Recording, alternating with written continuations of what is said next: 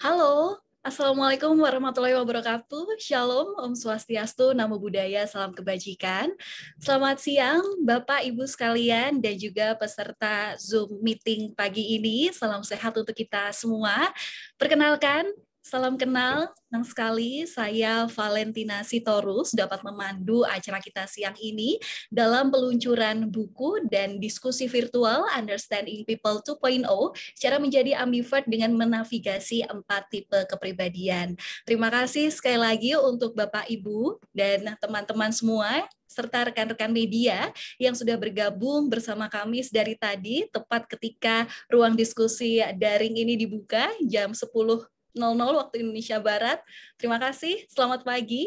Dan kami juga mengucapkan terima kasih juga atas antusias teman-teman yang mungkin nanti juga masih akan terus bergabung dalam ruang diskusi daring ini untuk kemudian meramaikan juga kolom chat, karena kami hari ini juga sekali lagi mengingatkan ke teman-teman dalam diskusi daring, peluncuran buku dan diskusi virtual buku karya Mas Erwin Parengkuan ini, nanti akan ada kesempatan kami membuka kolom untuk bertanya bagi teman-teman yang penasaran dengan isi buku yang baru saja diterbitkan, begitu, karena nanti dari tim Gramedia Pustaka Utama sudah menyiapkan 3 paket buku senilai Rp300.000.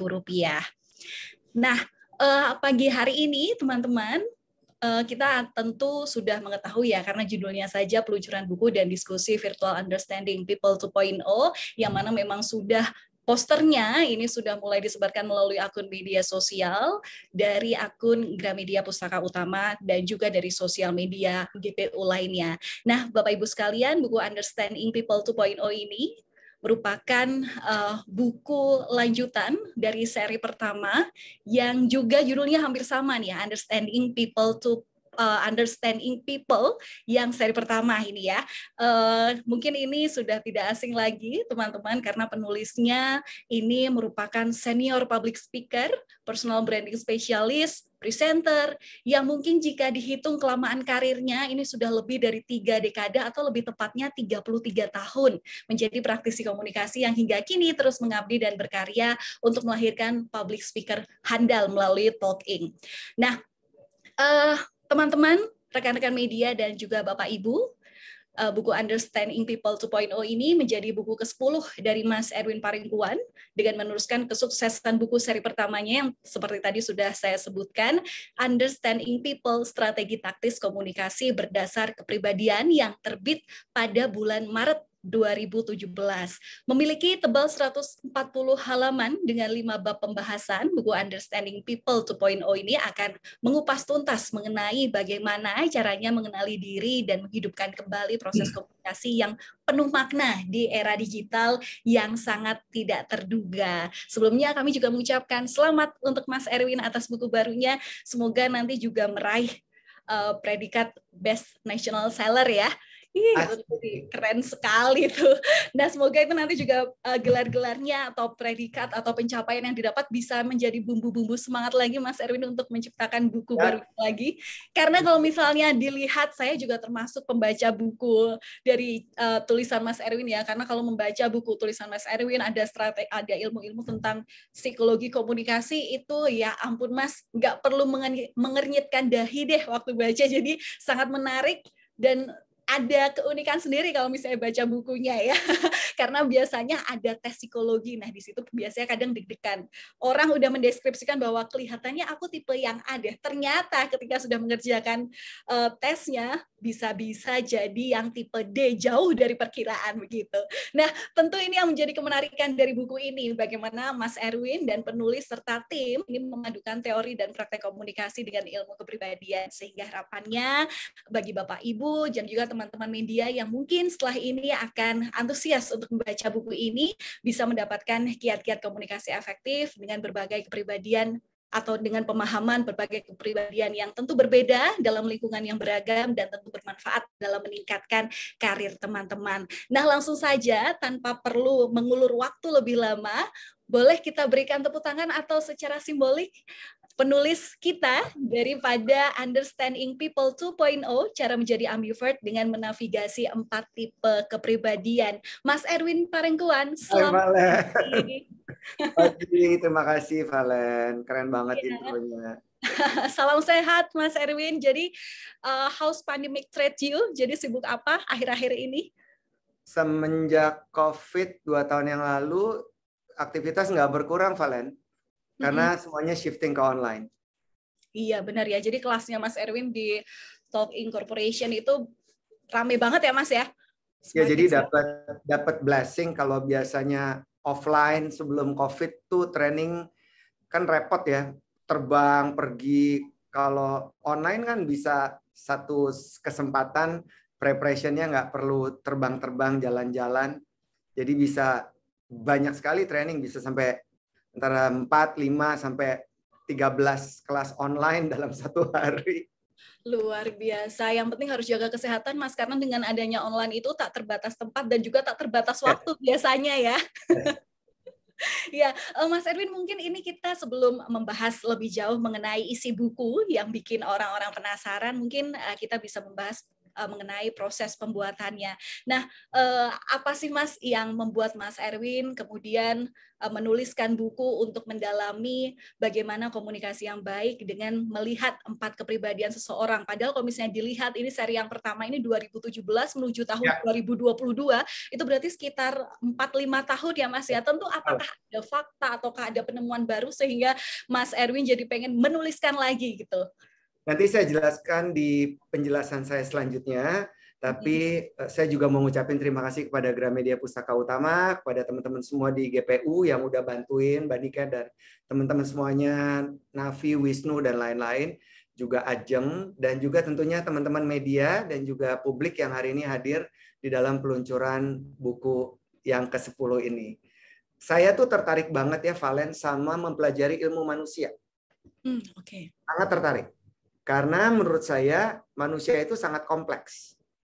Betul-betul kompleks. Kekompleksitasan manusia itu makin diperburuk, bisa dibilang diperburuk setelah adanya invasi teknologi semenjak internet akses itu mulai bermunculan di tahun 2000-an awal.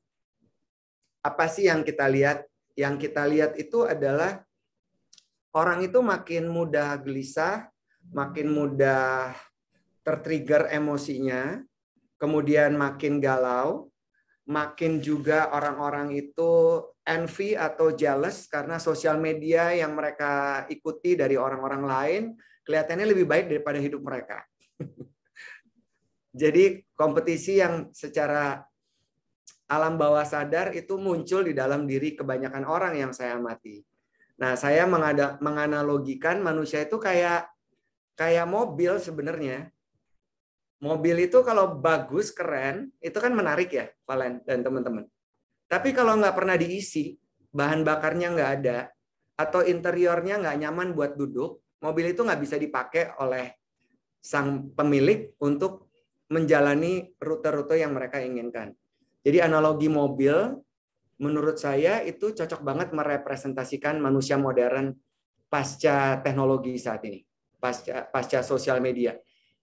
Gimana kita bisa mempersenjatai diri kita dengan mindset yang selalu harus positif, terus kemudian juga mengisi isi kepala kita dengan banyak sekali literasi, terus juga seni dalam membangun sebuah hubungan. Nah, itu yang saya lihat makin ke sini tuh makin challenging. Dan kebanyakan orang lebih senang bicara tentang dirinya, itu betul sekali. Dari ribuan tahun yang lalu ada self-center, egocentrik, yang maunya cuma mau didengar tapi nggak mau dengerin orang lain. Itu makin kompleks. Jadi ada terminologi yang saya tampilkan sebagai judul buku saya, ambivert. Jadi ambivert itu nggak cuma orang ekstrovert atau orang introvert, tapi ambivert adalah gabungan kedua-duanya, di mana buku ini menjelaskan cara-cara terbaik untuk kita bisa adaptif, bisa jalanin hidup yang lebih baik, nggak mudah tertrigger oleh apapun, tapi kita juga menuju kepada self-actualization yang terus akan membuat si mobil ini bisa menempuh jarak yang sangat jauh bermil-mil dan dinikmati oleh sang pengemudi kendaraan tersebut. Gitu, Valen. Luar biasa memang sih, kalau misalnya memang dia melihat bagaimana kondisi saat ini, adanya pandemi memudahkan semua orang dalam bersosial media, temu dalam jarak jauh seperti ini, memang seperti yang dikatakan Mas Erwin ya, jadi individualistis sifatnya itu semakin tebal. Berarti ini tidak memungkiri ya Mas ya, kalau misalnya buku ini itu terinspirasi dari mungkin blessing karena pandemi juga dong. 2 tahun terakhir ini bagaimana Mas Erwin dan tim itu benar-benar mengamati perubahan itu yang sangat terlihat sekali. Ya, ini jadi trigger yang lebih mengkerucut. Kalau buku sebelumnya tadi kamu sempat bilang di tahun 2017, setelah buku ini beredar, kemudian paling cepat nasional bestsellernya di antara buku-buku saya yang lain. Terus kami berikan kepada setiap training-training, dan buku ini, materi yang ada diambil dari buku ini dengan judul yang sama, Understanding People, menjadi 3 materi yang paling digemari oleh semua peserta training kami. Kami sudah melatih lebih dari 300.000 peserta sepanjang karir menjalankan atau berbisnis atau membuat sekolah komunikasi bernama Talking. Kesimpulannya adalah semua orang tuh seneng ngomongin tentang dirinya, Valen. Paling seneng. Kita tuh seneng ngomongin diri kita sendiri.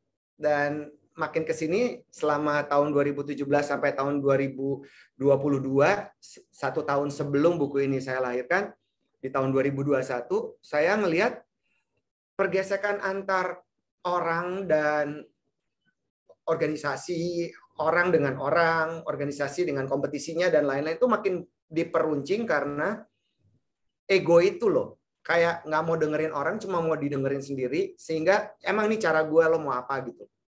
Nah itu tuh makin banyak gitu. Ada juga hal-hal yang berhubungan dengan kemampuan dalam mengendalikan diri yang semakin rendah, tekanan-tekanan, diperuncing lagi ya 2 tahun ini si COVID itu datang gitu. Oke, berarti kalau misalnya total berapa lama Mas proses pembuatan bukunya ini Mas? Buku ini saya buat kurang lebih 1 tahunan. 1 tahun 3 bulanan. Oke, nah ini kan menarik ya Mas ya untuk melihat bagaimana sisi psikologis untuk bisa memperkuat ilmu daripada psikologi yang dimasukkan ke dalam buku Mas Erwin. Nah ini seperti apa sih Mas gambaran tim riset Mas Erwin dan juga Mas Erwin dalam mengamati ini? Ya, ini kan buku perpanjangan buku kedua. Jadi waktu buku pertama saya lahirkan, itu kami melakukan research yang sangat lama. Sangat lama. Jadi kami melakukan analisa, apakah lebih baik saya masuk ke materi saya ya, Valen ya, untuk menjawab pertanyaan kamu. Boleh. Jadi nggak redundant gitu. Oke, berarti nanti kita akan bisa membahas lebih lengkap ya Mas ya, dari mana Mas Erwin memperoleh ide untuk membagi 4 tipe kepribadian, karena kalau misalnya sampai sekarang sih yang famous adalah perihal introvert, extrovert, ataupun juga soal sanguin, melankolis, phlegmatis, korelis. Nah mungkin ini menjadi istilah baru di dalam mengenal kepribadian ini, mungkin bisa langsung saja Mas Erwin Parengkuan. Time is yours. Thank you Valen. Baik teman-teman sekalian, saya sekali lagi thank you for coming. Saya akan mulai, ada 4 slides yang dapat membantu teman-teman sekalian punya gambaran yang lebih detail dan juga menjawab pertanyaan Valen yang sudah dilontarkan kepada saya. Jadi ceritanya gini nih teman-teman. Teman-teman media, teman-teman sekalian. Waktu itu saya membaca sebuah buku. Bukunya pocket book berwarna kuning. Tadi Valen udah menyebutkan ada sanguin, koleris, melankolis, dan phlegmatis. Nah, ada nggak yang familiar dengan buku ini? Personality Plus, penulisnya bernama Florence Littrell. Ini buku pertama yang saya baca sepanjang hidup saya. Saya belum pernah baca buku, saya tidak suka membaca buku, saya manusia pembosan, saya nggak bisa diem, saya sangat bergerak terus, pikiran saya kemana-mana. Tapi di tahun 2021, ketika saya bertemu dengan seseorang, orang tersebut mengatakan kepada saya untuk, Win, lo baca deh ini buku cocok banget buat lo. Nah, saya kan, dan kita semua termasuk orang yang selalu penasaran ya. Saya belilah buku ini. Nah, ternyata di dalam buku ini disampaikan bahwa ada 4 tipe kepribadian yang dianalisa oleh seorang filsuf terkenal di zaman Romawi kuno bernama Hippocrates. Hippocrates adalah seorang filsuf terkenal di zaman Romawi kuno dan juga seorang dokter. Jadi mengerti soal anatomi tubuh dan juga seorang pujangga yang mengamati orang-orang di sekelilingnya di zaman tersebut. Dan kemudian Hippocrates menjelaskan ada sanguin, koleris, melankolis, phlegmatis. Begitu saya membaca buku ini, saya susah sekali ya untuk mencerna, karena buku ini adalah buku tentang psikologi, seperti Valen bilang tadi, buku tentang psikologi. Dan istilah-istilah Latin, sanguin, koleris, melankolis, phlegmatis itu ketukar-tukar di kepala saya. Ini sanguin itu apa ya? Balik lagi. Setelah membaca buku ini untuk kali kedua, saya baru get it. Oh, maksudnya gini. Nah, ketika saya membaca buku ini, itu banyak sekali refleksi-refleksi dalam diri saya yang mengatakan, oh benar ya, kok ada tendensi yang sama ya, saya dengan salah satu kepribadian yang diucapkan oleh Hippocrates, yang disampaikan oleh sang penulis buku Florence Littrell.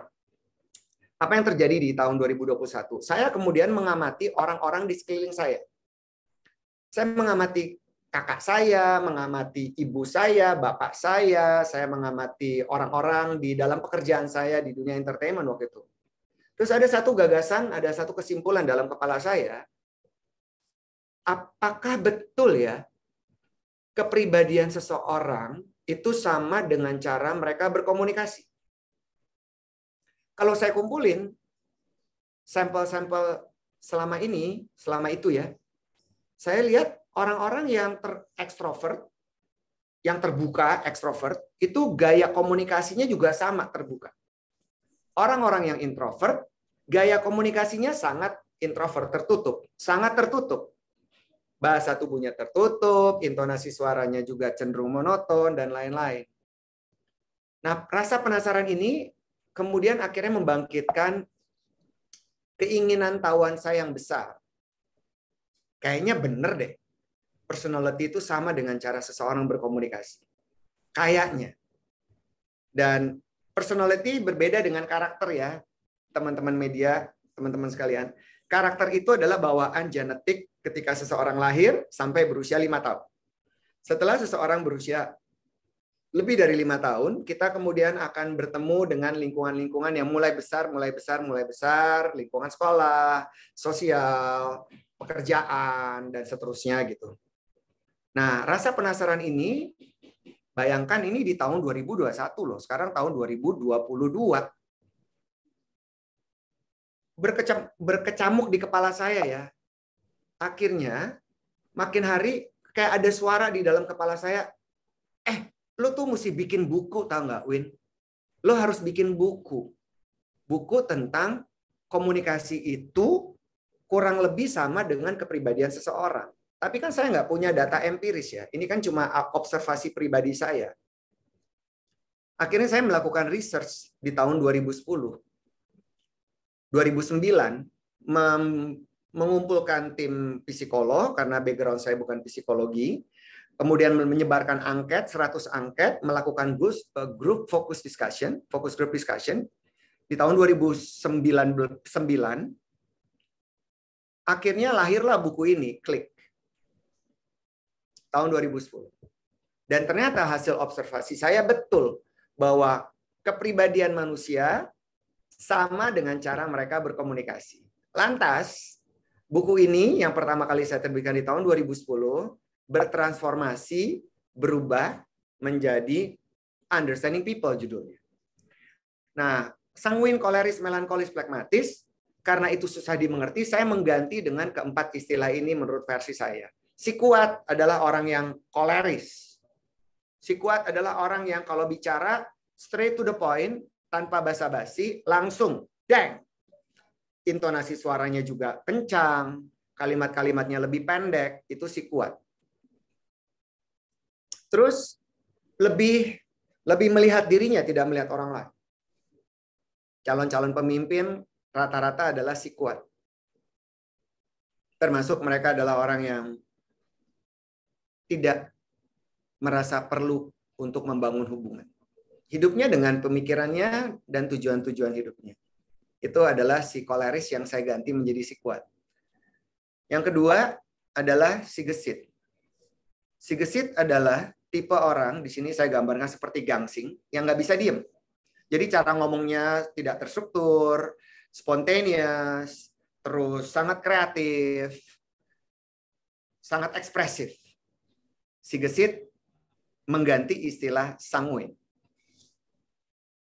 Yang ketiga adalah si rinci mengganti istilah melankoli.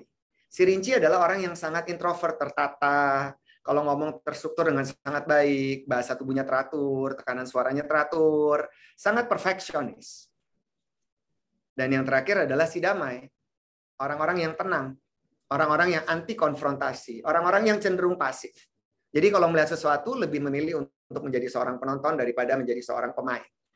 Nah, damai adalah plekmatis, rinci adalah melankoli, gesit adalah sanguin, dan koleris adalah si kuat. Itu yang kemudian saya rubah istilah-istilah ini sehingga tidak heran materi-materi yang kami berikan dengan menjelaskan istilah-istilah baru yang saya buat. Kemudian tahun 2010 buku ini bertransformasi, tahun 2017 menjadi Understanding People. Nah, ini adalah buku yang paling cepat nasional bestsellernya, dan di dalam berisi berbagai macam peringkat pengukuran personality test yang ada di buku Understanding People. Kalau buku Klik ini lebih lebih research based banyak sekali. Dan saya lebih sederhanakan di tahun 2017 dengan berbagai macam perangkat-perangkat tes kepribadian. Akhirnya, karena materi Understanding People digemari oleh setiap peserta training maupun sesi-sesi private coaching, saya mendapatkan banyak sekali insight yang saya lihat, pergesekan antar kepribadian satu dan lainnya. Nah, di dalam penjelasan materi kami, saya kemudian membuat sebuah matriks. Dan untuk teman-teman atau rekan-rekan media mungkin yang sudah membaca buku ini, kali sempat ya, karena buku ini juga sudah bisa dibeli. Saya menerjemahkan dalam sebuah matriks seperti ini kira-kira. Bagaimana kita sebagai seorang pribadi dapat melakukan analisa yang saya sebut dengan mapping atau background check terhadap tujuan buku ini dilahirkan agar lebih mengenal diri kita dan kita bisa juga dapat profiling diri kita dan orang-orang yang ada di sekeliling kita. Apakah orang tersebut termasuk atau saya termasuk tipe yang ekstrovert atau saya termasuk tipe yang introvert. Dan sekali lagi, ini adalah sebuah tendensi yang bisa berubah dari waktu ke waktu. Orang yang introvert bisa menjadi orang yang ekstrovert, begitupun orang yang ekstrovert kayak saya kemudian sekarang menjadi lebih introvert. Nah, rumus ini menurut saya menjadi esensial. Bagaimana kita bisa mengenal diri kita, mapping, background check, latar belakang, kultur, dan lain-lain, termasuk juga melihat latar belakang, kultur, lawan bicara kita, dan kita profiling diri kita profiling mereka juga. Kita profiling jabatannya di kantor, dalam pekerjaan, dalam masyarakat, dan kita lihat tendensi behavior-nya lebih ke ekstrovert yang terbuka atau introvert yang tertutup. Nah, di mana kita bisa meletakkan si kuat, si gesit, si rinci, dan si damai? Ini nih. Si gesit dan si damai, si kuat dan si rinci, kalau kita lihat akan saya letakkan di dalam matriks ini, tetapi pembedanya adalah orang ekstrovert, orang yang merasa dirinya ekstrovert itu pun dibagi dua kategori. Orang yang thinking dan orang yang feeling. Begitupun juga hal yang sama berlaku untuk mereka yang introvert. Ada introvert yang thinking, ada introvert yang feeling. Nah, jurus ini saya sangat gunakan dan kami para guru-guru di Talking menggunakan jurus ini kalau mau ngajar online maupun offline atau harus coaching direktur mana, politikus siapa, itu tuh rumus ini akan sangat berlaku dan memudahkan kita untuk bisa dapat menavigasi diri kita supaya kita bisa nyambung dengan setiap orang. Kalau nggak mempelajari rumus ini agak susah ya. Karena yang saya amati kebanyakan orang yang ekstrovert menganggap orang lain juga sama kayak mereka. Atau kebalikannya, orang yang introvert merasa dirinya sama dengan orang yang ia jumpai. Ternyata dari Hippocrates ada 4 tipe kepribadian dominan yang lebih menonjol berdasarkan tendensi seseorang. Dan kemudian di dalam buku tersebut saya menjabarkan ada 12 campuran-campuran gesit, kuat, rinci, dan damai yang terus berganti-ganti sesuai dengan perubahan diri seseorang. Nah, kalau si kuat adalah orang yang tadi ya saya bilang to the point, ngomong langsung, nggak mikirin perasaan orang. Mereka adalah tipe orang yang extrovert, tapi thinking, pemikir. Jadi yang dia pikirin itu yang diomongin langsung. Sedangkan tipe yang gesit adalah tipe yang extrovert feeling. Jadi langsung ngomong spontan, yang diomongin berdasarkan suasana hati. Nah, kebayang nggak teman-teman? Kalau kita kebalikannya dari si kuat dan si gesit. Kan susah ya dalam nyambung sama orang. Kalau saya adalah orang yang introvert, saya ketemu dengan lawan bicara saya yang gesit, yang ngomongnya terlalu spontan. Kan akan susah sekali kita bisa nyambung. Makanya di buku yang sekarang ini yang saya luncurkan, judul kata ambivert itu yang menjadi subjudul untuk buku ini. Nah, karena masih ada si rinci dan masih ada si damai, tentu teman-teman juga bisa membayangkan rinci itu ada di kotak yang mana ya? Kiri bawah atau kanan bawah? Boleh ada suara yang mau menyampaikan? Kalau rinci itu introvert thinking atau feeling ya? Ayo. Thinking Boleh introvert, teman-teman Pak. meramaikan dari kolom chat Thinking, atau yes. Ya, Introvert thinking introvert. Betul. Introvert thinking. Yes. Jadi kebayang ya, orang yang rinci, yang perfeksionis, kalau ngomong terstruktur, pola pikirnya runut, penuh dengan data, bahasa tubuhnya teratur, perfeksionis, adalah si rinci. Makin parah rincinya bisa OCD. Nah, kebayang nggak kalau si rinci ketemu si gesit? Berantem dong. Kalau si rinci, kalau ngomong harus dipikirin, kalau si gesit ngomong dulu baru mikir. Kebayang nggak apa yang akan terjadi di dalam interaksi mereka sehari-hari? Nah, kalau si damai kan tenang terus ya. Anti konfrontasi. Jadi ya penonton aja. Akhirnya ya orang-orang yang damai ya akan sangat nyaman berlindung di balik kepribadiannya yang damai dan juga berlindung di balik comfort zone-nya. Nah, istilah ambivert itu lahir dari seorang psikolog. Kalau Hippocrates mengadopsi gaya psikologi yang kuno, yang kemudian sanguin, koleris, melankolis, pragmatis ini menjadi dasar di dalam psikologi dunia modern dan kemudian menjadi landasan dalam banyak personality test yang dilakukan oleh banyak perusahaan. Dari Hippocrates kemudian berubah menjadi DISC, menjadi MBTI atau Myers-Briggs. Kalau saya mau pas buku ini saya buat, saya mau ngambilnya dari root aslinya gitu. Nah, apa yang kita lihat dalam dunia psikologi modern, ada seorang bernama Carl Jung yang kemudian menyampaikan sebuah penjelasan. Ada loh orang-orang yang tidak terlalu ekstrovert, tidak terlalu introvert. Nah, mereka ini tentu akan jauh lebih sukses dalam menjalani kehidupan dan pekerjaan mereka. Jadi artinya mereka lebih adaptif. Mereka ada di tengah-tengah dan kemudian statement yang diucapkan oleh Carl Jung sebagai seorang psikolog dunia modern di tahun 1940 kemudian berkembang menjadi sebuah istilah yang disebut ambivert. Jadi ambivert adalah orang-orang yang senang di keramaian, mudah nyambung sama orang, tapi juga ambivert adalah orang yang sangat menikmati kesendiriannya. Nah, menurut saya pribadi, setiap orang itu punya tuh kuat, gesit, rinci, dan damai. Tapi kalau ekstrovertnya terlalu besar, misalnya kuatnya terlalu besar, berarti introvertnya dikit ya. Nggak bisa balance. Ambivert itu adalah bagaimana membuat kita menjadi balance. Dan melalui proses waktu yang panjang, kita dituntut, teman-teman, kita dituntut untuk bisa adaptif di zaman yang serba tidak menentu. Ada istilah namanya VUCA. VUCA. Victor Uniform Charlie Alpha. VUCA adalah kependekan dari volatility. Volatility berarti seperti harga saham yang naik turun.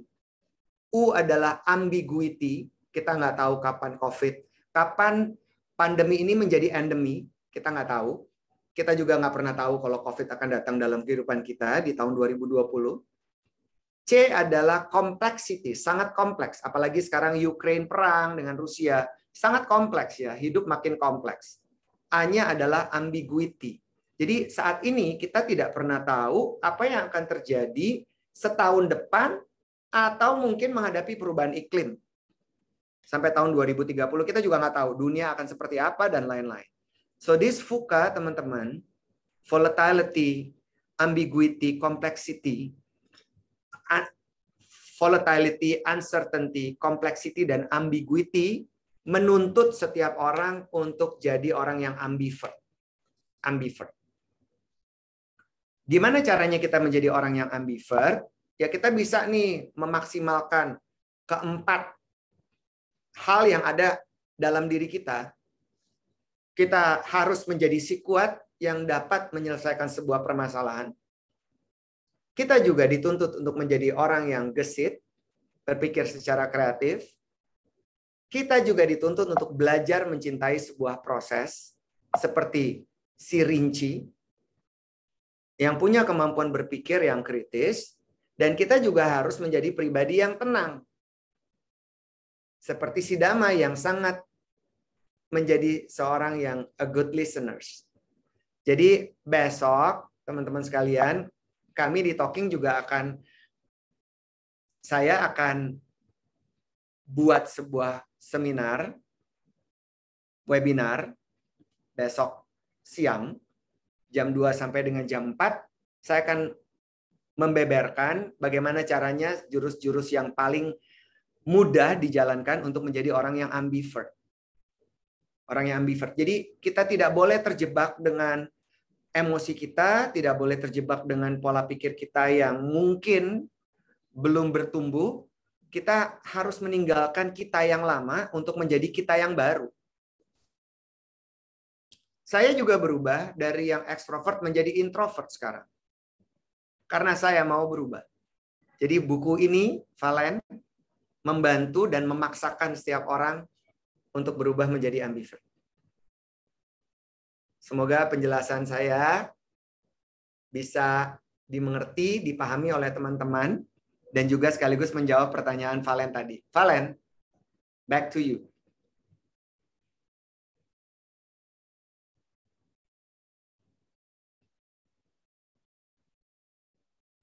Oke, terima kasih Mas Erwin. Jadi lewat buku ini kita dipaksa untuk menjadi seorang yang ambivert, yang seimbang terkait dengan 4 kepribadian yang sebenarnya selalu semuanya dimiliki oleh setiap orang. Nah, tapi permasalahannya mungkin kita ini bisa ya Mas mempelajari sebenarnya yang dominan dari 4 kepribadian ini untuk diri sendiri itu yang mana saja. Nah, tapi kan ini permasalahannya adalah bagaimana kita bisa melakukan komunikasi yang efektif kepada orang-orang yang ingin kita ajak untuk ngobrol, untuk kita ajak diskusi, ataupun juga kita ajak untuk kerjasama meningkatkan bisnis kita, begitu kan.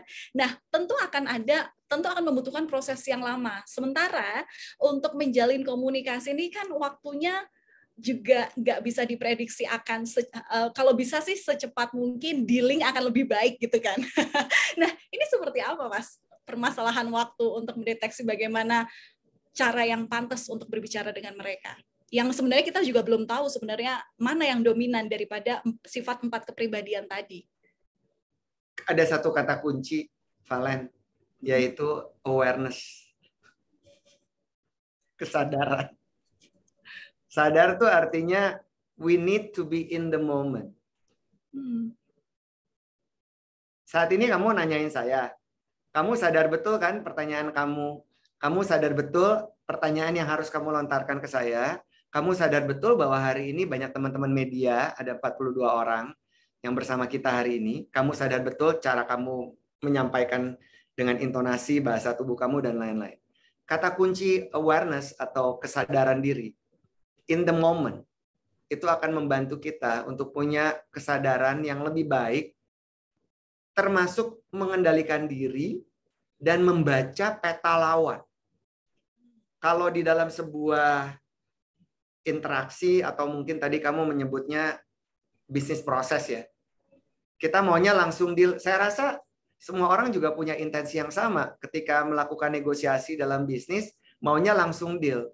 Tapi kan kita perlu membaca situasi juga kan, play by ears. Ini mereka banyak pertanyaan, jadi nggak bisa tanda tangan sekarang dong. Jadi selalu there is a beauty of the process menurut saya. Keindahan sebuah proses yang harus dijalani dengan sebuah kesadaran penuh. Jadi nggak ada orang yang maksa harus sekarang. Karena kesimpulan saya, masalah yang sering muncul di hidup kita ketika kita nggak punya kesadaran, nggak punya awareness. Kita lebih mau didengerin, kita nggak mau dengerin orang. Kita lebih mau nyalahin orang, tapi nggak mau berkaca dan melakukan self-reflection dalam diri kita. Apa yang tadi bagus, apa yang kurang gitu. saya ngelihat tendensi ini makin hari makin besar dalam setiap training-training yang saya lakukan. Ya, sifat egosentriknya itu makin muncul. Ya karena egosentrik. Ya, itu kan udah ada dari ratusan tahun yang lalu ya. Bahwa manusia memang cenderung mau dilihat paling benar dibanding orang lain. Sedangkan komunikasi mengandung arti adalah kemampuan untuk mengenal diri, mengenal lawan bicara untuk dapat membangun sebuah hubungan yang selaras. Jadi buku ini akan ngebantuin kita bisa jadi manusia yang bebas. Jadi manusia yang free. Free terhadap ekspektasi, free terhadap apapun yang kita harapkan dari orang lain melakukan itu. Jadi kita bisa lebih menikmati hidup kita gitu kalau kita menjadi orang yang ambivert dengan kesadaran. Oke, Mas, aku kan juga udah mulai baca nih untuk buku Understanding People 2.0. Nah, ada kombinasi terkait soal campuran kepribadian, gitu kan? Bahkan yang tadinya 4 secara individu, si Kuat, si Gesit, si Rinci, dan si Damai, itu kalau misalnya digabung-gabungkan, misalnya si Kuat dengan si Gesit, si Kuat dengan si Damai, itu bisa ada 12 kepribadian. Betul. Nah, pertanyaan lanjutannya adalah, campuran kepribadian mana nih yang menurut Mas Erwin selaku dari seluruh pengamatan yang sudah ada begitu yang bisa dibilang paling gampang sukses di era digital ini? Harus jadi ambivert, Valen. Yang harus keempat-empatnya itu. Iya, nanti di buku itu tuh besok saya akan cerita tentang rumus skornya berapa gitu. Biar jadi parameter untuk ambivert. Dan ini sifatnya situasional ya, Valen. Kalau misalnya saya ketemu satu table dengan orang-orang yang kuat, saya akan mikir, worth it nggak ya saya nyebur di dalam diskusi itu? What is my role? Kalau di dalam undangan itu hanya sebuah undangan acara biasa, saya nggak punya role apa-apa, saya akan menahan diri saya untuk menonton adu narsis, adu ego di meja itu. Jadi saya kemudian menjadi sidam untuk nonton. Karena buat saya nggak mau buang-buang energi, ngapain ya? Tapi kalau peran saya sebagai fasilitator atau di kantor sebagai pemimpin, saya akan memainkan keempat unsur ini. Kapan saya harus menjadi damai, kapan saya menjadi harus si rinci, dan lain-lain. Jadi sangat situasional. Oke. Jadi nggak ada yang baik, nggak ada yang buruk, Valen. Asalkan seimbang itu ya, Mas ya. Tapi Mas Erwin, kalau berkaca dari pengalaman Mas Erwin sebagai praktisi yang sudah 33 tahun ini disebutkan dalam angka ini, Mas, berarti senior sekali ya. Bagaimana Mas Erwin menemukan titik bahwa Mas Erwin sudah bisa menguasai 4 kepribadian itu, sudah bisa dikatakan ambivert? Karena kan mungkin ini banyak sekali ya orang yang baru mencoba untuk menjadi seorang public speaker, untuk menjadi ahli komunikasi gitu kan, dalam hal berinteraksi dengan masyarakat sekitar gitu. Nah, kira-kira prosesnya itu berapa lama, Mas? Tentu kita tidak mengesampingkan bahwa adanya pengalaman, semakin banyak pengalaman kita mungkin baru menyadari itu kita bisa menyesuaikan itu semua.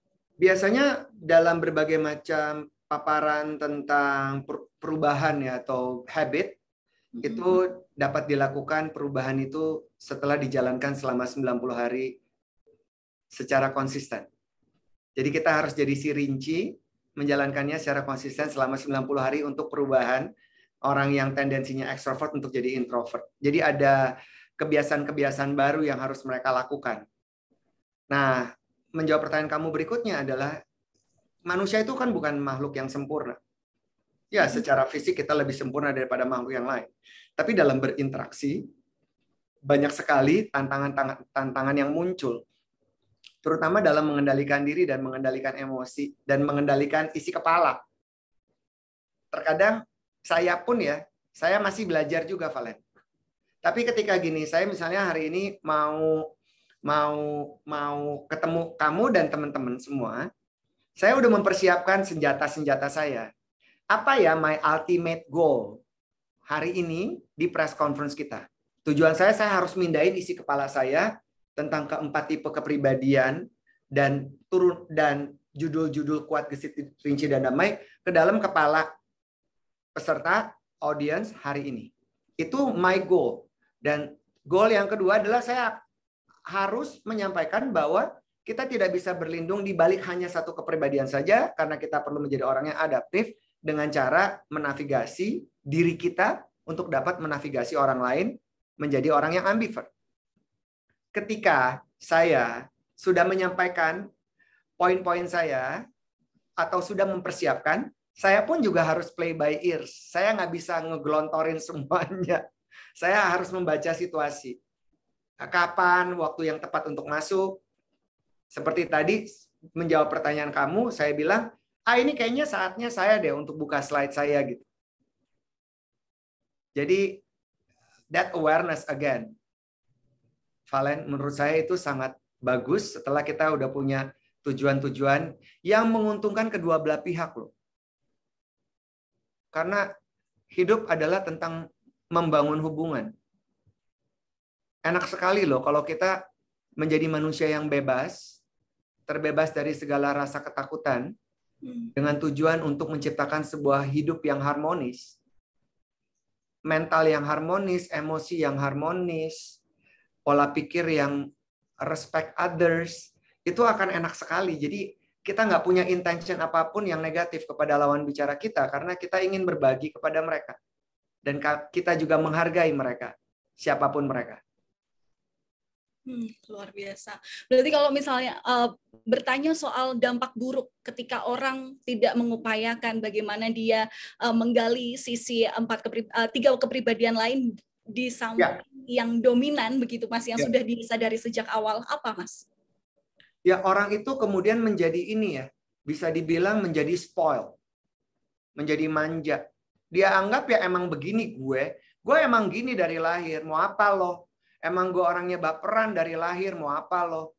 Emang gue tuh orangnya overthinking dari lahir, mau apa lo? Kemudian orang itu memanjakan kepribadiannya yang satu. Akhirnya tau nggak jadi apa? Yang kedua, proses berikutnya menjadi menjadi kebal. Menjadi kebal. Jadi kemudian membentengi diri, mungkin dalam istilah modern disebut self-love. I disagree with self-love. Karena kalau kebanyakan self-love, kita jadi narsis. Kan harus equal hidup. Kan hidup harus terbuka. Karena nggak ada orang yang sempurna, tapi kita bisa belajar untuk memahami, mengenal diri kita, tahu kekuatan kita, tahu juga kekurangan kita. Kalau enggak, kalau semua orang hanya mau ngomong, nggak ada yang mau dengerin, semua orang 8 miliar penduduk hampir di dunia ini, itu ngomong semuanya nggak ada yang mau dengerin, gila ya. Terus gimana kalau kita ada di sebuah organisasi di mana ada tujuan bersama yang perlu dicapai? Ya akhirnya jadi jadi kebal. Itu jawaban saya, Valen. Keren, sudah menjawab. Tapi misal dilihat dari pengalaman Mas Erwin, bagaimana Mas jaminan, apakah benar hubungan interaksi dalam jangka panjang, menjalin relasi jangka panjang dengan menerapkan 4 kepribadian ini sungguh sudahkah terbukti? Mungkin ada pengalaman Mas Erwin yang bisa dibagikan kepada kita semua di sini. Saya makin ke sini ya, Valen dan teman-teman, saya berusaha untuk tidak menjadi orang yang lebih rumit pola pikir saya. Ada bakat perfeksionis dalam diri saya yang kemudian makin muncul. Karena saya juga kemudian punya ekspektasi tertentu. Tapi saya tahu tidak semua orang juga melihat hal itu ya. Jadi ada kemampuan saya untuk juga tidak mengentertain my emotion. Atau tidak mengentertain my perfectionist kind of things. Kayak saya pengen nih misalnya dalam pekerjaan, saya pengen anak-anak kantor melakukan ABCD hari ini. Tapi saya tahu mereka juga ribet. Banyak yang perlu dikerjain. So I always trying to manage my expectation. Terus saya analisa, setiap hari itu saya juga melakukan self-check. Dari waktu ke waktu, misalnya hari ini ketemu, hari ini, nanti jam 12 siang kita udah selesai, saya akan melakukan self-check. Tadi apa yang bagus ya? Apa yang jelek ya? Apa yang belum saya lakukan ya? Itu udah saya lakuin dari 33 tahun yang lalu, Valen. Tiap saya melakukan pekerjaan saya berhenti untuk menganalisa diri saya. Mana yang bagus, mana yang belum saya lakukan, mana yang kurang. Oke, berarti memang harus dibutuhkan adanya pengorbanan, terus juga journaling terhadap bagaimana memanage diri sendiri berdasarkan kepribadiannya itu ya Mas. Mas Erwin aja 33 tahun, tapi tadi kami disarankan untuk masing-masing kepribadian 90 hari. Apa jaminannya Mas bahwa itu semua juga akan bisa dilewati secara pelan-pelan gitu? Kan otak manusia itu dibuat oleh Tuhan, oleh Sang Pencipta berjalan secara linear. Bukan multitasking ya. Karena orang yang multitasking nggak akan efektif. Multitasking bisa gini, lagi nyetir mobil dengerin musik. Itu bisa. Ada keahlian motorik, gitu kan. Ada auditori pendengaran. Tapi kalau ngetik atau Zoom meeting, 2 Zoom meeting dalam saat yang bersamaan, nggak mungkin bisa fokus. Karena otak kita berjalan linear. Jadi harus one step at the time. Satu-satu. Satu dikerjain, fokus tuntas, kelar, pindah ke satu lagi yang lain. Tapi kan semuanya juga harus berhubungan dengan scheduling kan. Kayak saya sangat patuh dengan agenda saya, agenda harian, agenda bulanan, agenda tahunan. Hari ini saya mau ngapain aja ya, itu saya tulis semuanya di agenda saya. Di phone book saya, di agenda saya. Dan saya akan berangkat dari situ, terus saya ukur. Oh, tingkat kesulitannya, oh hari ini ada 3 jadwal, terus saya mesti nyiapin dokumen A, B, C, D gitu. Nah itu tuh adalah waktu di mana kita bisa terus bertumbuh dan selalu melakukan self-check dari waktu ke waktu. Kalau dan 90 hari, milih satu aja dulu deh. Misalnya mau lebih disiplin soal waktu. Udah itu dulu. Atau mau lebih fokus, apa yang udah ditulis, itu dikerjain. Atau mau olahraga rutin. Atau nggak mau jadi orang yang lebih baper. Atau nggak mau jadi orang yang temperamental, atau nggak mau jadi orang yang overthinking. Itu satu aja dulu. Satu. Kerjain selama 90 hari. Dari hari demi hari itu di self-check.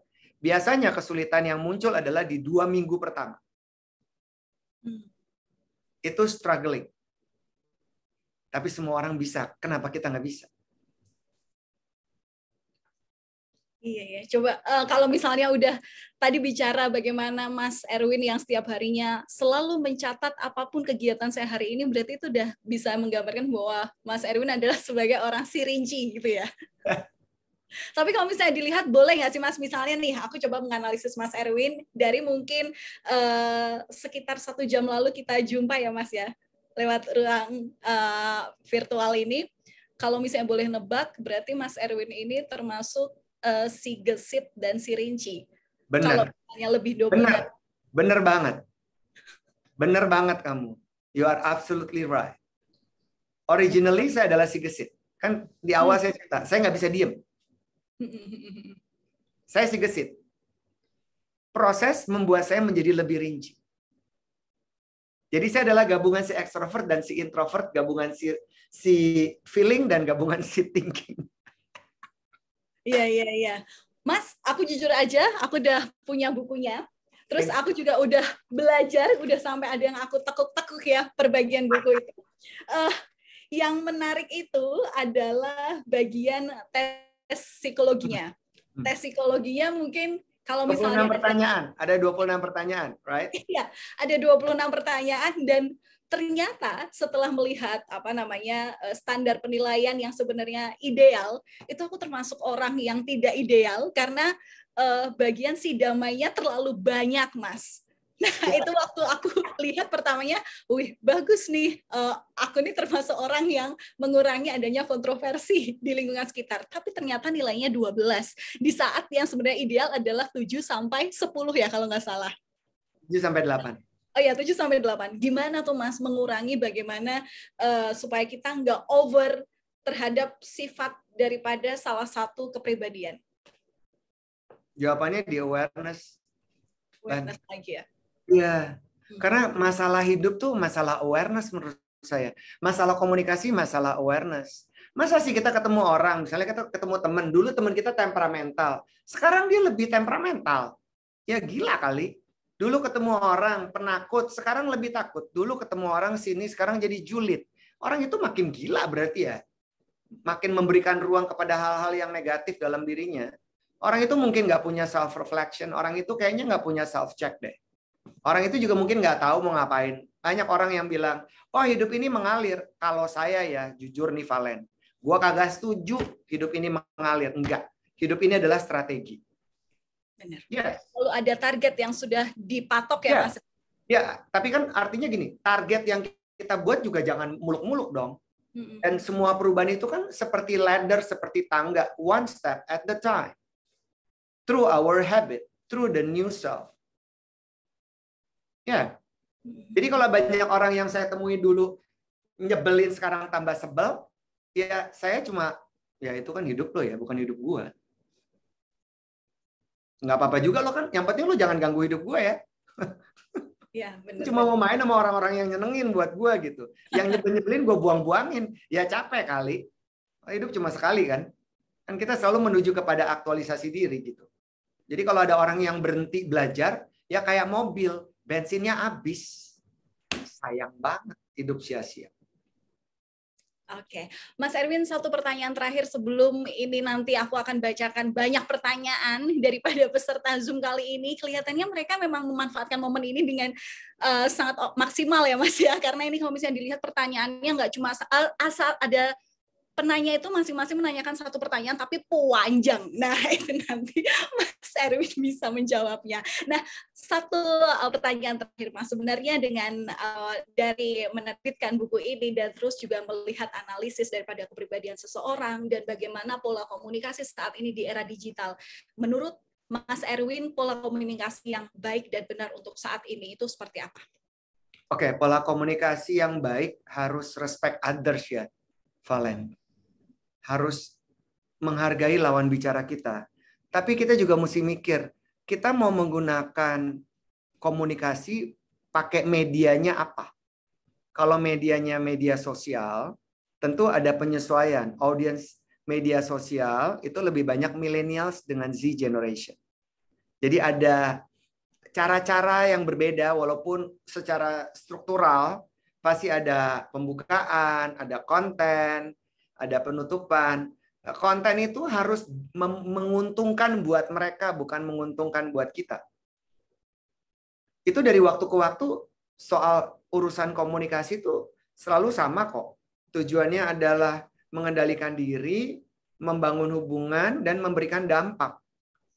Nah, mapping and profiling, siapa ya audiens saya, lawan bicara itu siapa saya. Kalau saya jadi pembicara, untuk mahasiswa di Papua, tentu bahasa saya sederhanakan. Kalau saya bicara di tingkat misalnya dengan para profesor, bahasa saya sesuaikan. Jadi ada how to yang perlu kita pikirin. Oke, dengan membaca situasi kondisi saat itu dan di mana kita bersikap ya Mas ya, memang ada menjadi orang yang adaptif itu adalah kunci bagaimana komunikasi dijalankan secara lancar dan sukses pada siapapun. Di Bali kita juga harus menyesuaikan terhadap kepribadian yang sudah dipaparkan oleh Mas Erwin dan juga tim. Terima kasih Mas Erwin sudah menjelaskan dan juga sudah berbagi informasi jawaban dari saya dan juga dari tim GPU sebelum nantinya menjawab dari pertanyaan para peserta Zoom ya Mas ya. Nah, sudah kita buka sebenarnya isi buku mengenai Understanding People 2.0 ini, berarti saatnya kita akan melangsungkan proses launching buku Understanding People 2.0 yang kemudian sebelum kita launching ini, kita juga akan mendengarkan sambutan dari perwakilan Gramedia Pusat sekaligus editor dari buku Understanding People 2.0. Silahkan waktu kami berikan kepada Mbak Niken Rahmadi. Halo, selamat siang semuanya. Hai Niken, thank you. Hai, ya buat yang belum pernah ketemu saya, perkenalkan saya Niken dari Gramedia Pusaka Utama. Oh, senang sekali rasanya diberi kesempatan untuk membantu Mas Erwin menyajikan karya terbarunya ini kepada para pembaca di Indonesia. Karena memang dalam proses saya membantu Mas Erwin menyusun buku ini juga banyak sekali ilmu yang saya dapatkan gitu. Jadi kalau selama ini saya tuh masih agak bingung kan, ini saya tuh sebenarnya introvert atau ekstrovert karena saya sangat nyaman berada di keramaian tapi sendirian. Jadi kayak apa ya, kalau terlalu banyak orang tuh saya sumpah, tapi kalau saya sendirian dikelilingi orang yang nggak terlalu banyak, itu rasanya kayak healing gitu ya, kayak nyaman banget. Terus saya ngerasa ini apa aneh ya, apa saya dong kayak gini ya, ternyata enggak, itu memang salah satu karakter kepribadian saya memang seperti itu gitu. Jadi setelah membaca buku ini juga jadi semakin memahami diri sendiri gitu. Dan saya berharap ilmu yang ada di buku ini bisa tersampaikan dengan baik kepada para pembaca di Indonesia dan siapapun, karena ini bermanfaat banget gitu loh. Kita kan pada dasarnya makhluk sosial ya, jadi kita nggak mungkin bisa hidup tanpa orang lain. Nah, alangkah menyenangkannya apabila kita semua saling memahami diri kita sendiri, sehingga kita juga bisa having mutual respect for others gitu. Jadi alangkah menyenangkannya hidup ini kalau kita nggak saling jontok-jontokan, nggak saling senggol kanan kiri, tapi saling bekerja sama untuk mewujudkan mimpi bersama. Ya mungkin itu aja dari saya. Sekali lagi selamat Pak Erwin, dan dengan ini buku Understanding People 2.0 resmi kita luncurkan. Yeay. Thank you Niken, thank you GPU. Baik, terima kasih Mbak Niken untuk sambutannya. Nah, Bapak Ibu sekalian, kita akan segera menyaksikan peluncuran secara virtual mengenai buku Understanding People 2.0, cara menjadi ambivert dengan menavigasi 4 tipe kepribadian pada siang hari ini. Nah, sebelum kita melanjutkan acara ini, kita akan menyimak terlebih dahulu penampilan video berikut.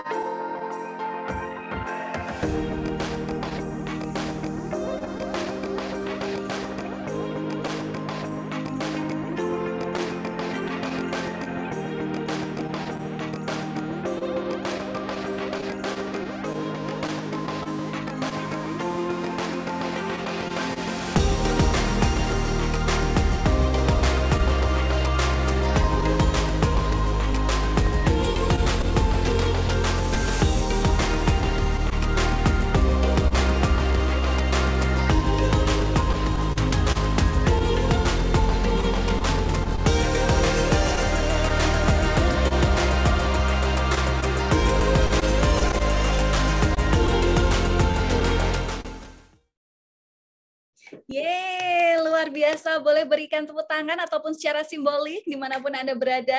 Kita berikan antusias atas hadirnya buku Understanding People 2.0, cara menjadi ambivert dengan menavigasi 4 tipe kepribadian, karya Erwin Parengkuan, terbitan Gramedia Pustaka Utama. Sekali lagi selamat Mas Erwin. Semoga ini juga menjadi buku national bestseller. Kemudian setelah yang pertama, seri pertama kemarin juga sudah menyabet gelar itu ya, terutama juga gelar-gelar lainnya nanti. Nah, Mas Erwin, langsung saja ya, sudah banyak penanya yang dari tadi pengen ngobrol langsung sama Mas Erwin sebenarnya, tapi kita boleh bacain yang sudah dipilih oleh tim Gramedia Pustaka Utama.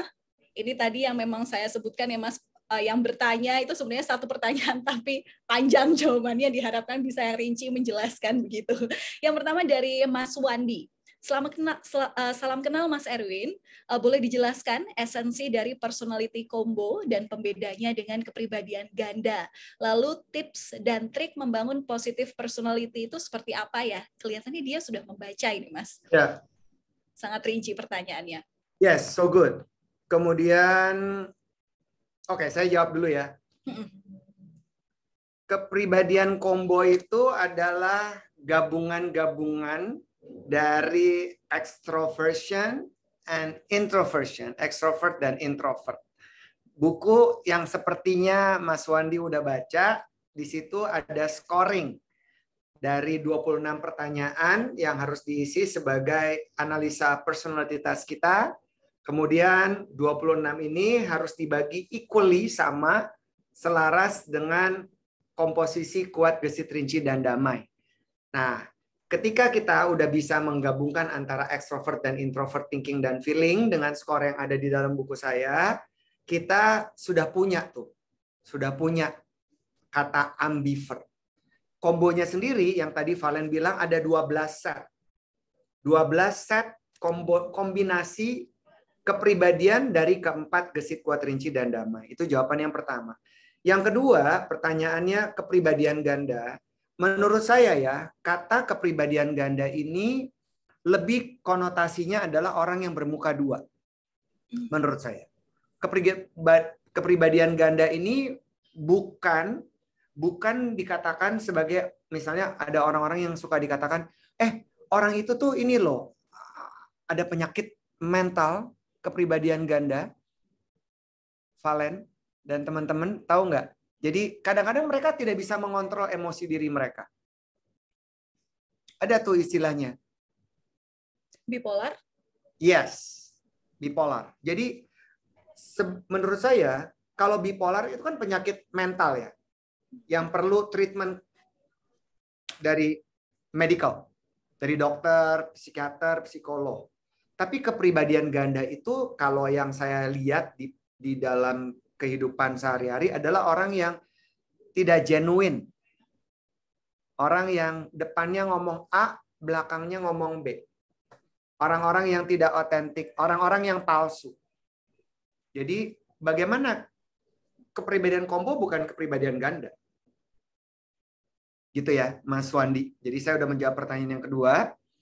Berarti orang yang memiliki tendensi kepribadian ganda, mereka tidak jujur sama dirinya. Berarti mereka tidak asertif.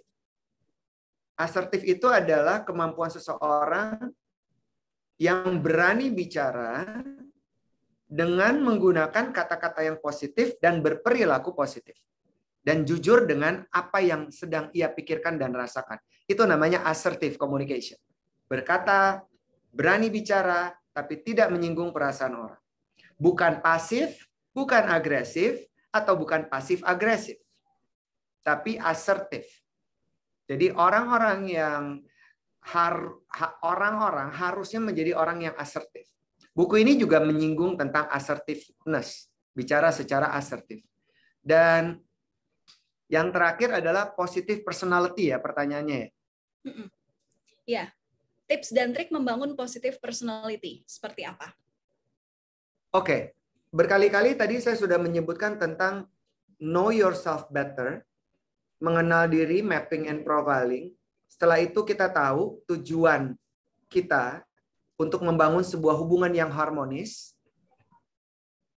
membangun hubungan yang harmonis dengan siapapun, seperti juga tadi Mbak Niken sudah ngomong. Tadi juga saya menyinggung soal self-check. Dari waktu ke waktu kita harus melakukan cek kepada diri kita, yang sudah bagus kita lakukan, yang belum bagus kita lakukan.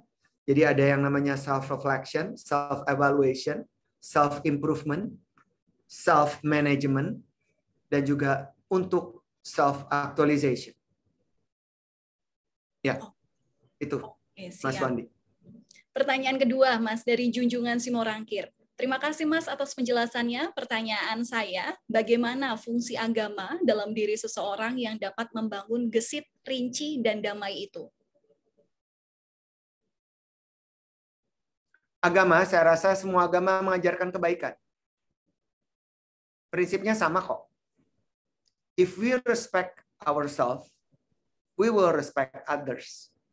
Kata respect menjadi kunci. Respect itu juga bisa dikaitkan dengan awareness tadi ya. Kesadaran. Terus nanya gini nih, Bang Junjungan. Ada yang namanya self-inquiry. Self-inquiry. Mempertanyakan ke dalam diri. Gue ngapain ya hidup di dunia ini, buat apa ya? Kenapa sih gue lahir? Banyak orang bilang, gue nggak minta dilahirin. Terus saya bilang gini, lo pikir gue minta dilahirin? Orang yang minta, bapak ibu gue yang pengen punya anak gue nggak minta dilahirin. Adolf Hitler juga nggak minta dilahirin. Kim Jong-un juga nggak minta. Jadi semua orang nggak minta untuk dilahirin. Tapi begitu kita udah ada di dunia ini, kita bisa pilih mau jadi siapa, mau jadi Kim Jong-un, mau jadi Presiden Rusia, Putin, mau jadi Mother Teresa, mau jadi Obama, mau jadi apa, that self-inquiry, ask yourself why we are here and what you gonna do for your life, for your self-improvement. Bahwa semua agama tentu mengajarkan kebaikan and respect. Oke. Thank you, Mas Erwin. Ada pertanyaan lagi dari Ani Berta. Selamat siang, Mas Erwin. Di lingkungan saya, banyak yang menjadikan self-love dan mental health menjadi senjatanya dalam menutupi kekurangannya. Sehingga tak ada upayanya untuk mau berubah atau mau menerima saran orang lain. Walau mereka sadar sebenarnya seperti merugikan dirinya sendiri. Karena tak bisa berkembang dan membuat sekelilingnya tidak nyaman karena egonya yang kuat. Nah, bagaimana caranya memberikan masukan kepada orang-orang yang punya sikap seperti ini? Karena walaupun itu urusan mereka pribadi, seperti yang tadi Mas Erwin katakan sebelumnya, tapi saya ingin peduli dengan teman-teman dan saudara saya. Gitu. Bagaimana bisa merubah sifat mereka untuk bisa menjadi mungkin lebih baik dan bisa diterima di masyarakat? Ani Berta, iya, Ani Berta, pertama perlu kita pahami dulu ya, you cannot change people, but we adapt. Val, ini signal kamu atau signal saya? Aman, Mas? Apakah teman-teman bisa dengar penjelasan saya barusan tentang kalimat aman ya? We cannot change people, but we adapt. Kita nggak bisa ngerubah orang yang udah menikah puluhan tahun, ya satu rumah, bisa nggak merubah pasangan? Oh, hai Nita. Oh, saya juga mau hai ke editor saya nih. Thank you Nita, Nita Susilawati. Thank you for coming. Hai juga. Kita nggak bisa merubah orang lain. Saya nggak bisa loh membuat kamu suka sama saya. Saya nggak bisa membuat kamu jatuh cinta sama saya. Ya kan? We cannot change people, but we adapt. Jadi kalau saya ngelihat orang-orang yang self-love kalau kebanyakan jadi racun. Betul kata si Ani Berta. Jadi orang itu tetap mencintai dirinya, kemudian menjadi narcissistic personality. Bahkan narcissistic personality disorder. Terlalu kayak itu loh, kayak narcissistic personality disorder itu adalah contoh Donald Trump. Contoh ya. Jadi nggak mau dengerin orang lain, merasa dirinya paling benar, apa yang diomongin paling benar sedunia. Karena terlalu mencintai dirinya. Kalau saya berhubungan dengan orang-orang di lingkungan yang narcissistic personality disorder, because they are too much love for themselves, I don't give a damn. Ani Berta, kalau gue kagak peduli, itu urusan lo telan aja ego lo, selama lo gak ganggu hidup gue, lo jangan dekat-dekat sama gue, kalau lo dekat sama gue nggak apa-apa, tapi gue tidak akan terpengaruh dan gue tidak akan membangun hubungan yang lebih banyak dengan lo. Artinya, kita menjadi orang yang lebih cerdas untuk mendeteksi mana orang-orang yang penting ada dalam hidup kita, that we really value, and what matters most for our life, and for our relationship. Jadi artinya perlu dibuang juga ya orang-orang yang toksik dalam hidup kita. Temenannya di sosial media aja.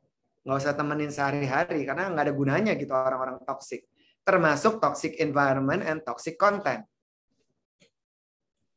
Oke, sudah menjawab. Terima kasih Mas Erwin ya. Jadi memang boleh ngasih tahu sedikit semampunya aja gitu ya, katakanlah kalau memang dasarnya dia orangnya keras, nggak mau ada perubahan, oh ya udah goodbye gitu ya. Kita harus menghilangkan toxic environment tadi ya, dan juga kebiasaan-kebiasaan buruk daripada lawan bicara kita. Ya, selanjutnya Mas, ini ada pertanyaan dari Novita. Izin bertanya Mas Erwin, apakah kepribadian ambivert bisa disamakan dengan kepribadian yang paling sempurna yang harus kita capai sebagai manusia atau hanya untuk survive dalam hidup ini? Itu dari siapa ya? I'm missing you. Novita. Oke, boleh diulang lagi pertanyaannya, Valen? Oke, sorry Mas Erwin sebelumnya ya untuk koneksinya. Jadi, apakah kepribadian ambivert bisa disamakan dengan kepribadian yang paling sempurna yang harus kita capai sebagai manusia, atau hanya untuk survive dalam hidup ini? Terima kasih.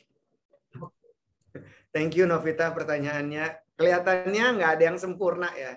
Jadi kalau mau dibilang kepribadian ambivert adalah kepribadian yang paling relevan dalam membangun hubungan dengan orang lain. Kalau kita tinggal di hutan sendirian, kita nggak perlu mikirin jadi ambivert ya. Tapi kita bisa mati jadi orang gila juga. Walaupun kita nggak ketemu manusia. Misalnya kita terlalu rinci, kita menjadi overthinking, kita menjadi damai, kita nggak kemana-mana, tidak berburu makanan untuk kita, gitu, cari makanan karena kita peace of mind, gitu. Atau kita terlalu gesit, loncat sana, loncat sini, tapi kita juga nggak mikirin hari-hari yang akan kita lewati sendirian di hutan. Jadi artinya, pribadi yang ambivert adalah kepribadian yang sangat relevan to survive at this condition, yang sangat fuka. Oke, Mas Erwin, ini ada pertanyaan menarik nih, terutama soal relationship dengan pasangan gitu ya. Dari Norman David. Mas Erwin, saya ingin bertanya, bagaimana cara kita menjalin komunikasi atau memahami karakter pacar kita yang memiliki kepribadian yang berbeda? Katakanlah seperti ini, saya yang memiliki kepribadian si rinci, sedangkan pasangan memiliki karakter si damai. Mohon jawabannya Mas Erwin, yang mungkin bukan hanya menjadi pakar komunikator, tapi ini pakar cinta di dalam diskusi kali ini ya. Silakan Mas Erwin dijawab. Norman, berarti kan kamu dan pacarmu sama-sama introvert. Seringkali gini ya, ada keluhan-keluhan gini. Gila ya, gue nanya ke pacar gue, kita mau makan apa? Terserah deh. Gitu ya. Terus, jadi si Norman nih, si rinci ya, pacarnya si damai. Rinci kan proses oriented. Kalau damai kan santai, tenang, anti konfrontasi, apa aja mau. Kalau si damai itu kan makanan cuma 2 penilaian mereka, enak dan enak banget. Kalau si rinci kan jelimet ya, ini rasanya kurang nih, baunya kurang, ini bumbunya kurang ini gitu. Lebih cenderung demanding. Seringkali di dalam misalnya contoh mau makan aja, si Norma nanya ke pacarnya yang damai, kamu yang mau makan apa nih? Oh bukan yang ya, itu tahun 80-an ya. Salah. Gue ganti, Beb. Beb mau makan apa, Beb? Gitu. Terus Bebnya bilang gini, terserah kamu deh, Beb. Terus Norman gini, nggak bisa dong, kan dari kemarin aku terus. Nah gitu kan ya. Dari kemarin aku pengen tahu dari kamu. Kita nggak bisa maksain, Norman. Lu terima aja, pacar lu si damai. Don't expect. So we giving without expectation. Jadi karena kita udah tahu, oh iya kalau si damai itu terserah. Ya udah, lebih baik kalau nggak gini deh, next time lo bilang gini, babe, gue kelepasan lagi yang sekarang. Babe, aku kepikiran ada 3 alternatif restoran. A, gini. Yang B, gini. Yang C, gini. Sekarang aku mau ngasih pilihan, kamu mau yang mana ya? Nomor 1, 2, atau 3? Itu merangsang babe-mu untuk bisa lebih mudah memilih. Jadi lo juga ngasih challenge. Itu jawaban saya buat Norma. Terus ya Norman, kamu sama pacarmu yang introvert harus belajar apa? Menjadi orang yang ekstrovert, jadi orang yang spontan. Jadi kalau kamu pasti kan kalau mau pergi traveling, oh musik ke sini. Coba sekali-kali deh. Pergi traveling tanpa rencana mendadak. Go show aja. Itu belajar untuk menjadi orang yang ekstrovert. Atau kalau mau pergi berdua, kemana ya? Kita nonton yuk. Habis nonton kemana? Nggak tahu, kita ikut mood aja nanti. Itu belajar dari orang introvert menjadi ekstrovert. Oke, dan ini dibutuhkan ya Mas ya, kalau ada berantem-berantem kecil nggak apa-apa lah, kan namanya mencoba. Jadi itu bumbu, you know. Oke, bumbu-bumbu percintaan. Terima kasih pakar cinta untuk jawabannya ya. Kita ke pertanyaan lain ya. Mas Erwin, ini ada yang tanya ya. Fikri Umah, asal Karawang. Apa yang dipaparkan ini sangat menarik. Saya ingin bertanya lebih jauh mengenai buku ini. Apakah ada sebuah kisah ataupun pengalaman tertentu sehingga Anda menuliskan buku yang kini akhirnya terbit untuk bisa kita baca dan kita nikmati kisahnya dan juga hasil risetnya? Thank you, Fikri. Saya di awal sudah menjelaskan tentang latar belakang kenapa buku ini saya lahirkan. Dan saya melihat tendensi orang itu dari pengalaman saya.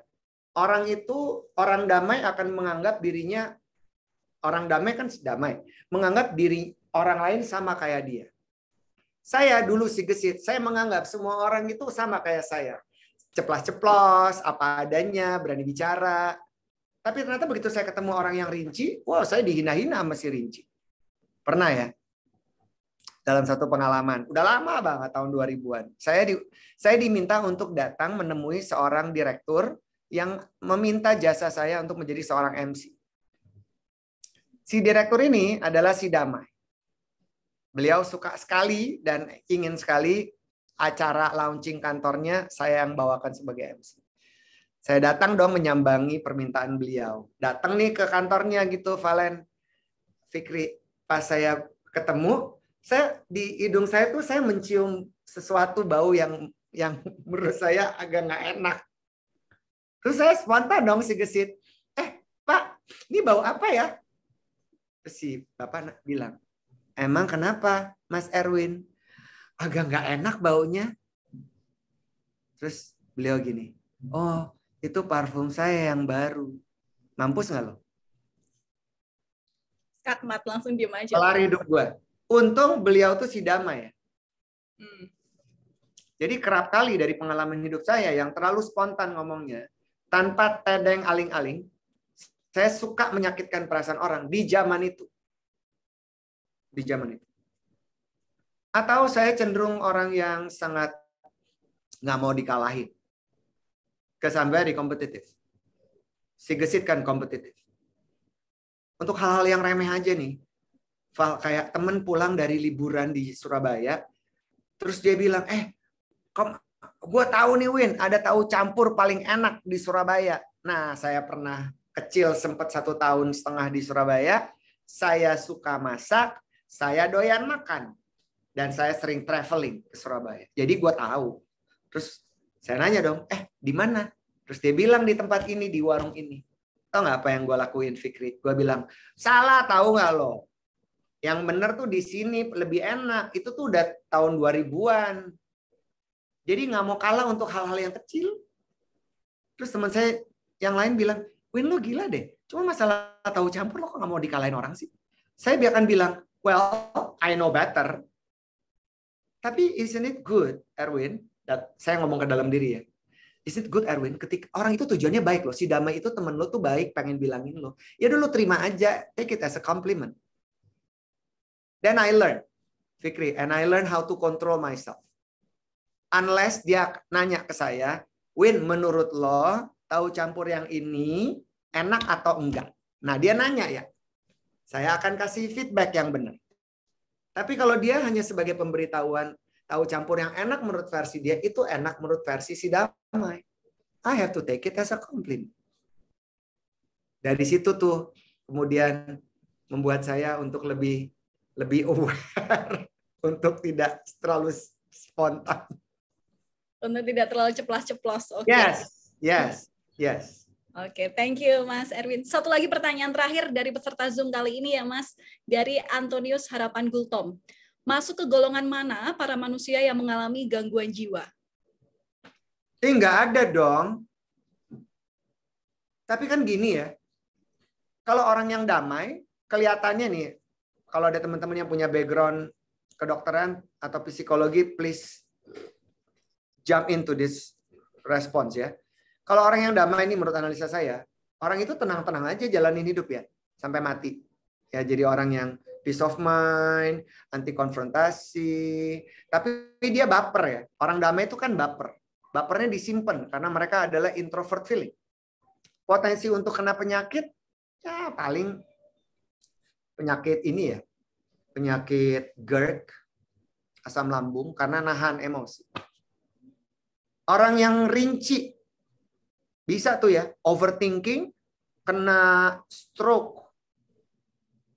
Tapi semuanya tuh lebih kepada penyakit-penyakit, bukan gangguan mental. Gangguan mental itu kalau tiba-tiba kita berjudi atau kita taruh duit, kita investasi semuanya, ternyata besok investasinya bubar, kita kepikiran, kita jadi rinci yang overthinking, kemudian kita akhirnya jadi orang gila. Nah itu urusan mental.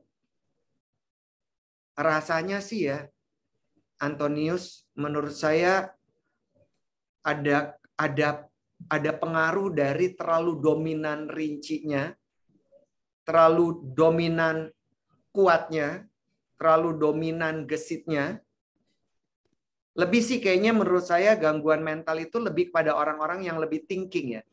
Either mereka adalah si rinci atau si kuat. Kalau orang yang gesit kan happy go lucky ya. Santai-santai aja, asik. Life is no plan. Jadi lebih ke thinking, orang-orang yang thinking menurut saya. Dan gangguan mental ya bisa terjadi karena multiplier effect dalam hidup seseorang.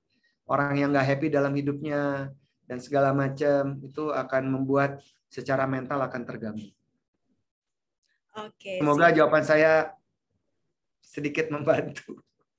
sangat membantu pasti Mas. Terima kasih sudah dijawab dan sudah terjawab pula semua pertanyaan daripada peserta di Zoom kali ini.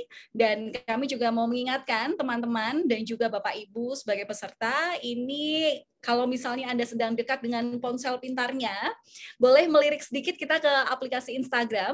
Cobain filter Instagram dari buku Understanding People. Kita bisa seru-seruan lewat filter ini ya, atau filter ini mungkin bisa meramalkan awal atau dasar kepribadian kamu seperti apa lewat wajah yang sudah terdeteksi oleh kamera. Apakah Anda ini kira-kira si gesit, si kuat, si rinci, atau si damai sebelum pada akhirnya Anda menjawab dari tes psikologi yang sudah hadir di buku ini. Jadi mungkin Anda teman-teman semua bisa seru-seruan ya. Coba nanti langsung aja menuju ke Instagramnya @buku_gpu. Kemudian di situ nanti ada kolom sparkle gitu di sebelahnya fit. Nah itu bisa diklik langsung aja dicoba filternya. Siapa tahu nanti teman-teman, wah kok aku ternyata si rinci ya, padahal aku merasa si gesit tuh. Nah nanti penjelasannya dan juga bagaimana sih sebenarnya untuk menyeimbangkan sifat-sifat kepribadian Anda bisa dibaca nih lewat bukunya Mas Erwin Parengkuan, terbitan yang kedua tentang Understanding People. Nah, teman-teman, sebelum kita mengakhiri sesi daripada diskusi dan juga launching daripada buku terbarunya Mas Erwin, boleh ya teman-teman kami minta bantuannya untuk mengaktifkan kamera dari teman-teman semua supaya kita ada foto bersama dulu, supaya kita ada kenang-kenangan dari keseruan kita di hari ini. Banyak sekali loh yang ikut. Terima kasih ya teman-teman sekali lagi atas antusiasnya. Tadi sudah berbagi lewat pertanyaan dan sudah dijawab oleh Mas Erwin, terutama untuk yang bertanya soal bagaimana hubungan percintaannya yang juga bisa belajar dari buku ini. Mungkin Mas Wisnu ya? Atau siapa bisa dibantu? Ini teman-teman kelihatannya sudah siap semua. Dengan Mbak Puji sebentar. Silakan Mbak Puji. Oke. Ya, halo Mbak Valen. Oke, aku hitung ya. Di sini ada 2 slide. Aku hitung 1 sampai 3 per slide-nya. Kita mulai. Slide pertama, 1, 2, 3. Slide kedua, 1, 2, 3. Oke, terima kasih Mbak Valen dan Mas Erwin. Terima kasih. Puji, thank you. Thanks oh ya, teman-teman tadi untuk peserta yang sudah bertanya, ini yang mendapatkan kesempatan untuk bisa mendapat paket buku non-fiksi dari Gramedia Pustaka Utama senilai Rp200.000. Ini ada yang pertama Mas Wandi, kemudian yang kedua Fikri, dan yang terakhir adalah Ani Berta. Selamat. Nanti teman-teman bisa menghubungi lewat kolom chat ke tim GPU ataupun juga nanti dari Instagram bisa menghubungi dan ataupun nanti teman-teman akan dihubungi balik oleh tim Gramedia Pustaka Utama. Semoga penjelasan Mas Erwin tadi dengan berbagi informasi mengenai isi buku Understanding People 2.0 bisa menjawab rasa penasaran Bapak, Ibu, teman-teman, dan rekan-rekan media. Semoga memang semuanya memiliki kebermanfaatan yang besar ya teman-teman, terutama dalam hidup bermasyarakat, dalam mengedepankan ilmu komunikasi sebagai makhluk sosial. Seru sekali nampaknya obrolan kita hari ini. Mungkin kalau waktu tak ada batasnya, obrolan ini juga tidak akan berakhir begitu teman-teman. Tapi karena memang dari pembahasan mengenai pemahaman dan praktek psikologi komunikasi ini memang menarik sekali, tidak ada habisnya ya. Nah, untuk itu bagi teman-teman, Bapak, Ibu, rekan-rekan media mungkin yang besok ingin menghabiskan weekend-nya dengan sedikit lebih produktif, teman-teman yang terus ingin belajar bersama Mas Erwin boleh gabung di acara webinar Understanding 2.0 yang bakal digelar hari Sabtu 5 Maret 2022 mulai pukul 14.00 sampai 16.00 waktu Indonesia Barat, difasilitasi langsung oleh the one and only Mas Erwin Parengkuan. Jadi teman-teman semua bisa tanya deh tuh sepuas-puasnya ya. Menghabiskan waktu menyambut malam minggu dengan ilmu yang sangat berguna untuk kehidupan sehari-hari. Gimana cara gabungnya? Nah, langsung aja teman-teman nanti kepoin Instagram dari @tolkienkorps. Oke, teman-teman ya, nanti bisa dilihat di situ, infonya sudah jelas terpampang di feed-nya. Tadi aku juga sudah sedikit kepo sih mengenai info ini. Sekali lagi, terima kasih Mas Erwin Parengkuan sudah Thank you meluangkan. banget, Valen. You doing so good. Thank you buat teman-teman GPU. Thank you banget. Dita, makasih. Mbak Sari udah datang. Iya, ini juga termasuk cara sudah belajar dari yang 33 tahun berpengalaman, Mas Erwin. Jadi Anda adalah panutan saya. Terima kasih sekali lagi, Mas Erwin. Terus sehat, terus menginspirasi. Semoga buku Understanding People 2.0, cara menjadi ambivert dengan menavigasi 4 tipe kepribadian ini semakin bisa memberikan ilmu kepada masyarakat luas, semakin punya dampak, dan tentu semakin punya pengalaman berharga untuk mereka semua. Dan kalau misalnya boleh sedikit mengutip kebergunaan daripada buku ini, teman-teman, buku ini akan membantu teman-teman semua untuk bertransformasi menjadi pribadi yang mudah beradaptasi dalam segala situasi, baik di dunia karir, percintaan, bahkan kehidupan yang lebih besar. Terus berkarya ya, Mas Erwin. Kami tunggu untuk buku-buku selanjutnya. Terima kasih sudah selalu menginspirasi. Terima kasih juga kepada tim Gramedia Pustaka Utama yang sudah memfasilitasi sesi bedah buku kali ini. Dan sebelum mengakhiri acara ini, teman-teman, saya juga mengucapkan terima kasih sekali lagi kepada para peserta yang sudah antusias sejak awal sesi sampai dengan detik ini, sudah mau aktif bertanya kepada Mas Erwin dan juga mendengarkan setia dalam waktu yang cukup sangat singkat terbatas ini ya. Saya juga selaku host mengucapkan mohon maaf apabila ada salah kata yang tentu mengurangi kenyamanan Anda sebagai peserta dalam acara diskusi dan launching buku virtual Understanding People 2.0. Saya Valentina Sitorus pamit undur diri. Sekali lagi terima kasih. Sampai berjumpa lain waktu. Salam sehat selalu. Wassalamualaikum warahmatullahi wabarakatuh. Thank you Valen. Thank you Mbak Retno udah datang. Bye-bye. Have a great day. Thank you Mas Erwin. Bye-bye. Bye Mbak Sari.